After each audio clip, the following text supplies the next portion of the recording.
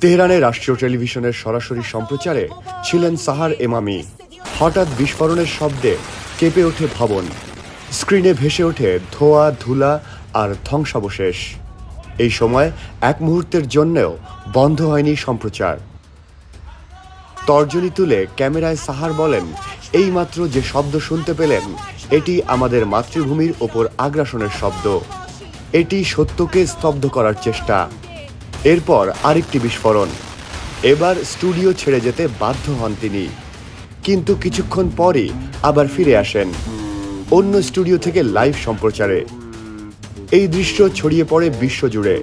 সাহার এমামির অদম্য সাহসিকতায় আলোড়িত ইরান।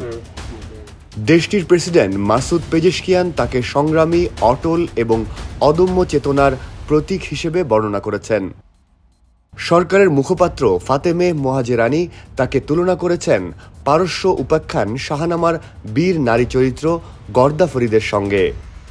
তেহরানের ভালি-এ-আসর স্কোয়ারে তার একটি ছবি উন্মোচন করা হয়েছে, যেখানে তর্জনী উঁচিয়ে দাঁড়িয়ে আছেন সাহার এমামি। তেহরানের রাষ্ট্রীয় টেলিভিশনে ইসরায়েলের এই হামলায় প্রাণ হারিয়েছেন ৩ জন। তাদের মধ্যে একজন সংবাদ প্রযোজক ও একজন অফিস কর্মী।